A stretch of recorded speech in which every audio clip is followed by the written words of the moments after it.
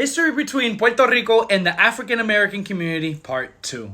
In a previous video, I talked about Arturo Schomburg and his contributions to Black History Month. In this one, I'm going to talk about a solid friendship between two movements, the Black Panther Party and the Young Lords Organization. This is José Chacha Jiménez, a Puerto Rican born in Caguas and moved to Chicago at a very young age. In the era of Chicago that he grew up in, he faced a lot of racial profiling and a lot of gentrification. He faced a numerous amount of social injustices that provoked him to gang violence. It got so bad to a point where he was locked up in solitary confinement for 60 days. But in that solitary confinement, he decided to take up on some reading. Readings that provoked him to eventually become a leader in the community.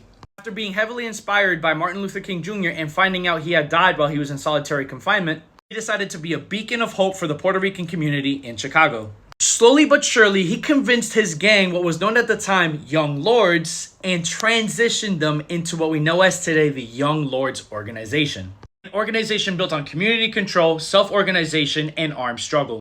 In the early days of the development of the organization, they lost one of their favorite members to social injustices. This was a case so big that it made headlines throughout all of the city of Chicago and the state of Illinois. It was a case so big that it caught the eyes of Fred Hampton and the Black Panther Party. And instead of the Young Lords reacting to street violence and taking matters into their own hands, they decided to have a massive street march in hopes of ending discrimination against Puerto Ricans. Around 2,000 people showed up to this march, including Fred Hampton and several members of the Black Panther Party.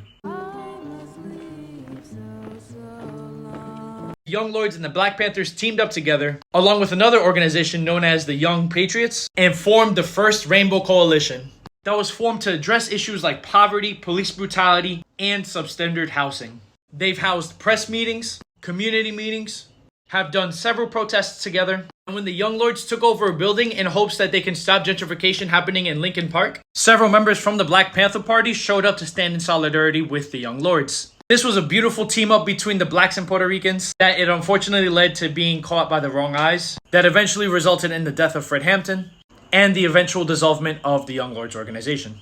However, even after the assassination of Fred Hampton, Chacha still believed in solidarity with the African American community.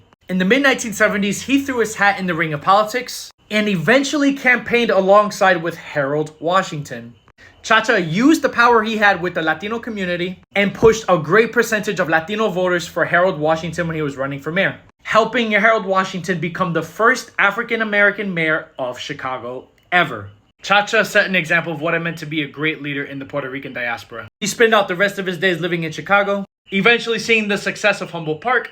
In Bad Bunny's Café con Ron visualizer, he also mentions the story about Chacha Jiménez as well. I truly believe that he's a Puerto Rican that we could all look up to. And it was recently announced that he passed away at the age of 76 years old. Thank you for everything you've done, Chacha. I wish I got the privilege myself to meet this man. But with that, long live Chacha, long live Fred Hampton, and to more Black and Puerto Rican history. Happy Black History Month. Peace. Desde Puerto Rico indicando, mira, malditas a los puercos, los abusadores y los chotas. Sí.